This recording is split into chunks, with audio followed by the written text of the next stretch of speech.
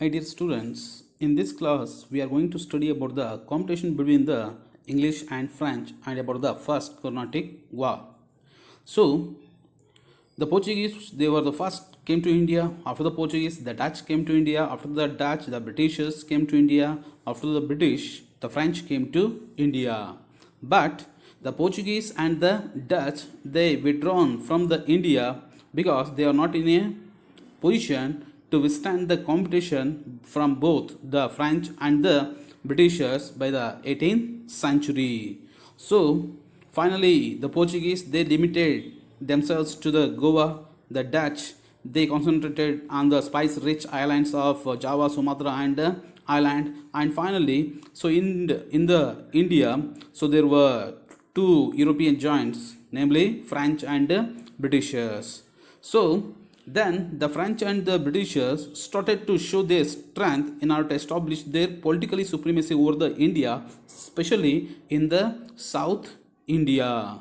So in that time only there was a political instability in the South India, especially in the regions of Hyderabad and the Carnatic region. So this is the Hyderabad region, which was ruled over by the Nizams, and this is the Carnatic region, the green color. So it was the Carnatic region. The eastern part of Tamil Nadu was called as Carnatic by the Britishers. So in these places, in the Hyderabad region and also in the Carnatic region, there was a political instability. Both the Britishers and the French, they tried to exploit that political instability which was there in the Hyderabad and the Carnatic region to their favor. So this competition between the French and the British, so this led to the three Carnatic wars in that region. So ಮಕ್ಕಳೇ, ಆಗಲೇ ನಾವು ನೋಡಿರೋ ಹಾಗೆ ಭಾರತಕ್ಕೆ ಮೊದಲು ಬಂದಿದ್ದು ಪೋರ್ಚುಗೀಸರು, ನಂತರದಲ್ಲಿ ಡಚ್ಚರು ಬರ್ತಾರೆ, ಆಮೇಲೆ ಬ್ರಿಟಿಷರು, ಆಮೇಲೆ ಫ್ರೆಂಚರು ಬರ್ತಾರೆ. ಆದರೆ ಯಾವಾಗ ಫ್ರೆಂಚರು ಮತ್ತು ಬ್ರಿಟಿಷರು ಭಾರತಕ್ಕೆ ಬರ್ತಾರೆ, ಇಬ್ಬರು ಕೂಡ ಪೋರ್ಚುಗೀಸರು ಮತ್ತು ಡಚ್ಚರು ಅವರ ಒಂದು ಕಾಂಪಿಟೇಷನ್ನ ಫೇಸ್ ಮಾಡೋಕ್ಕೆ ಸಾಧ್ಯ ಆಗೋದಿಲ್ಲ.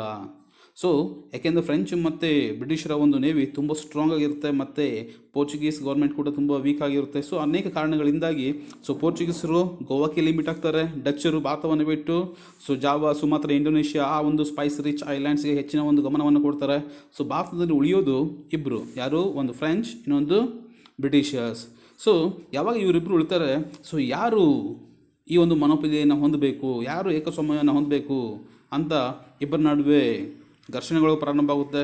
ಅದರಲ್ಲೂ ಕೂಡ ಸೌತ್ ಇಂಡಿಯಾ ಏನು ದಕ್ಷಿಣ ಭಾರತ ಇದೆಯಲ್ಲ, ದಕ್ಷಿಣ ಭಾರತದಲ್ಲಿ ಸೊ ರಾಜಕೀಯವಾಗಿ ಯಾರು ಬೆಳಿಬೇಕು, ಯಾರು ಒಂದು ಗುರಿಯನ್ನು ಇಡಬೇಕು ಅನ್ನೋದರಲ್ಲಿ ಸೊ ಇಬ್ಬರ ನಡುವೆ ಒಂದು ಘರ್ಷಣೆ ಪ್ರಾರಂಭ ಆಗುತ್ತೆ. ಅದೇ ಒಂದು ಹಂತದಲ್ಲಿ ಸೊ ದಕ್ಷಿಣ ಭಾರತದಲ್ಲಿ, ಅದರಲ್ಲೂ ಕೂಡ ಈ ಹೈದರಾಬಾದ್ ರೀಜನ್ ಮತ್ತು ಕರ್ನಾಟಕ ರೀಜನ್ಸ್ ಏನಿದ್ದಾವೆ, ಇಲ್ಲಿ ಒಂದು ಪೊಲಿಟಿಕಲ್ ಇನ್ಸ್ಟೆಬಿಲಿಟಿ ಇರುತ್ತೆ, ರಾಜಕೀಯ ಅಸ್ಥಿರತೆ ಇರುತ್ತೆ.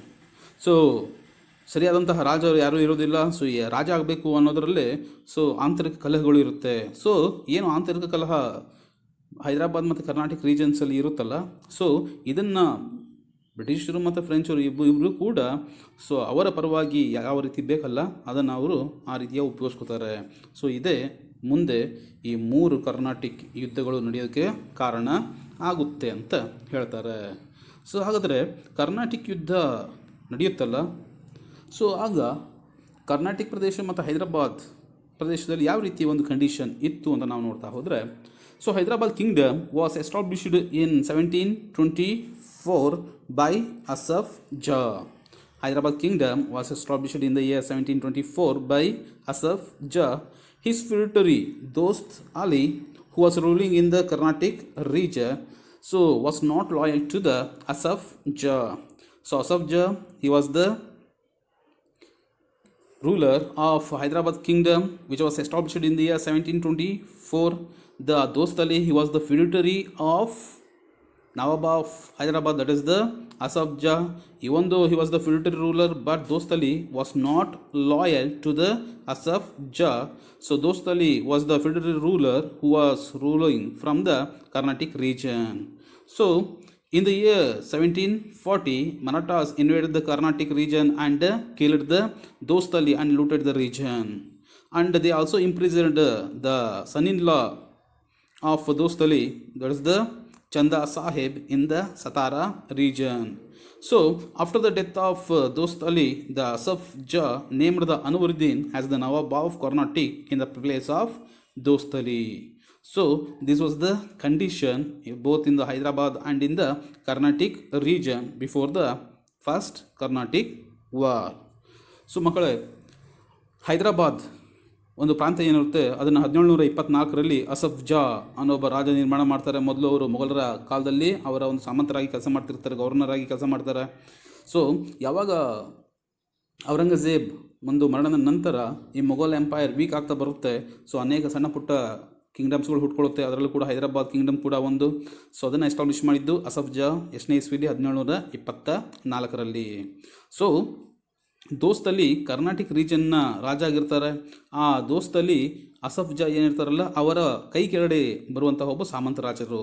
ಸೊ ದೋಸ್ತಲ್ಲಿ ಅಸಫ್ ಜಾನ ಕೈ ಕೆಳಗಡೆ ಬರುವಂತಹ ಸಾಮಂತ ರಾಜರು ಆಗಿದ್ದರೂ ಕೂಡ ಸೊ ಅವರಿಗೆ ಅಷ್ಟು ಅವರು ಲಾಯಲ್ ಆಗಿ ಇರೋದಿಲ್ಲ. ಸೊ ತಾನು ಕೂಡ ಇಂಡಿಪೆಂಡೆಂಟ್ ರೂಲರ್ ಆಗಬೇಕು ಅಂತ ಕನಸು ಕಾಣ್ತಾ ಇರ್ತಾರೆ. ಸೊ ಅಷ್ಟೊತ್ತಿಗೆ 1740ರಲ್ಲಿ ಏನಾಗುತ್ತೆ, ಮರಾಠಾಸು ಕರ್ನಾಟಿಕ್ ರೀಜನ್ ಮೇಲೆ ದಾಳಿಯನ್ನು ಮಾಡಿ ದೋಸ್ತಲಿಯನ್ನು ಕೊಂದು ಇಡೀ ಕರ್ನಾಟಕ ಪ್ರದೇಶವನ್ನು ಲೂಟಿ ಮಾಡ್ತಾರೆ. ಅದರ ಜೊತೆಗೆ ಆ ದೋಸ್ತಲಿ ಏನು ಸನಿಲ್ಲಾ ಇರ್ತಾರಲ್ಲ ಚಂದಾ ಸಾಹೇಬ್ ಅವರನ್ನು ಕಿಡ್ನ್ಯಾಪ್ ಮಾಡಿ ಇಂಪ್ರಿಸನ್ ಮಾಡಿ ಸತಾರಾಗೆ ತೊಗೊಂಡು ಹೋಗಿ ಅಲ್ಲಿ ಜೈಲಿಗೆ ಹಾಕ್ತಾರೆ. ಸೊ ಯಾವಾಗ ದೋಸ್ತಲಿ ಕರ್ನಾಟಕ ರೀಜನಲ್ಲಿ ಕೊನೆ ಉಸಿರೆಳಿತಾರೆ, ಅಸಫ್ ಜಾ ಏನು ಮಾಡ್ತಾರೆ, ಸೊ ಅನ್ವರುದ್ದೀನ್ನ ಕರ್ನಾಟಕನ ನವಾಬ ಆಗಿ ನೇಮಕ ಮಾಡ್ತಾರೆ. ಸೊ ಆ ರೀತಿಯಾದಂಥ ಒಂದು ಕಂಡೀಷನ್ ಹೈದರಾಬಾದ್ ಮತ್ತು ಕರ್ನಾಟಕ ಪ್ರದೇಶದಲ್ಲಿ ಇರುತ್ತೆ ಅಂತ ಹೇಳ್ತಾರೆ. So next one, first Carnatic war was broke out between the Britishers and French from 1746 to 48. Actually, so there was a war broke out between the French allies and the British allies in the Europe. The effect of that war, so which took place in the Europe, so was seen in the India also, especially in the Carnatic region.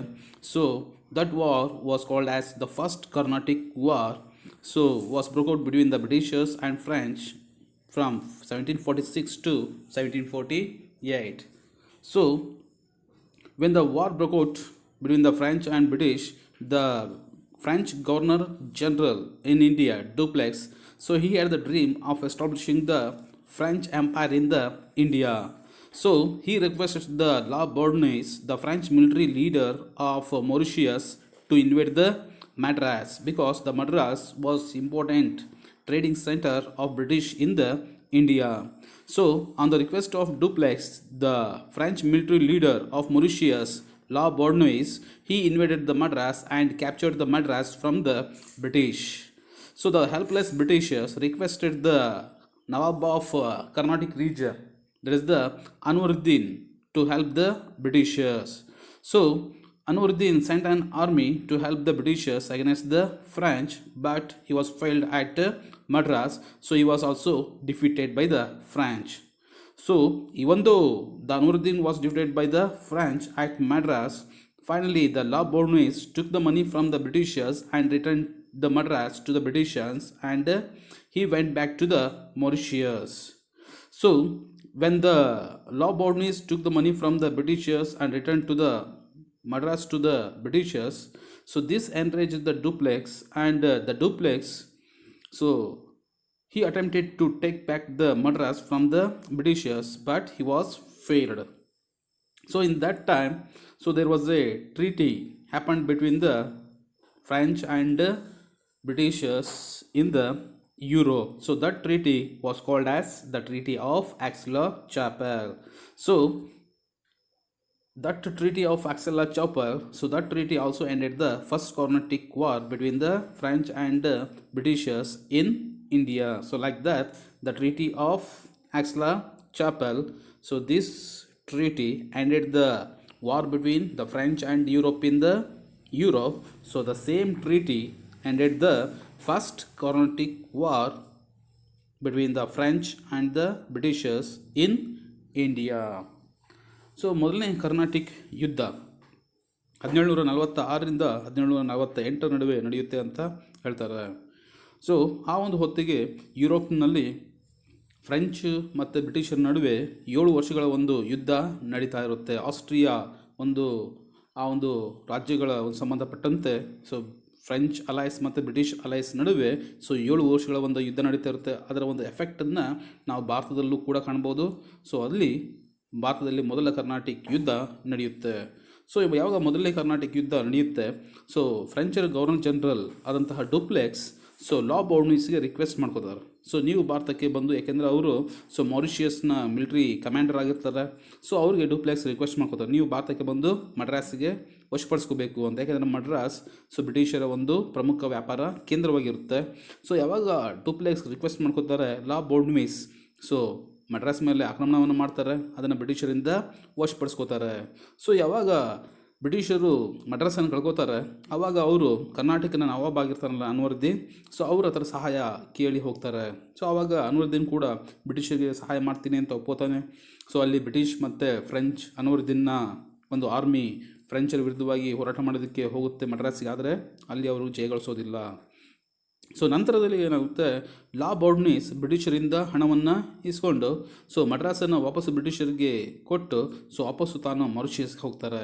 So ಯಾವಾಗ so ಬ್ರಿಟಿಷರಿಂದ ಲಂಚವನ್ನು ಪಡೆದಂತಹ ಲಾ ಬೌರ್ನಿಸ್ ವಾಪಸ್ಸು ಮಡ್ರಾಸನ್ನು ಬ್ರಿಟಿಷರಿಗೆ ಕೊಡ್ತಾರೆ, so ಇದರಿಂದ ಡುಪ್ಲೆಕ್ಸ್ಗೆ ತುಂಬ ಕೋಪ ಬರುತ್ತೆ. So ಅವ್ರು ಏನು ಮಾಡ್ತಾರೆ, ಸೊ ಏಕಾಂಗಿಯಾಗಿ ನಾನು ಹೋರಾಟ ಮಾಡಿ ಮಡ್ರಾಸನ್ನು ಮತ್ತೆ ವಶಪಡಿಸ್ಕೋಬೇಕು ಅಂತ ಹೋಗ್ತಾರೆ. ಆದರೆ ಆ ಒಂದು ಪ್ರಯತ್ನ ವಿಫಲ ಆಗುತ್ತೆ.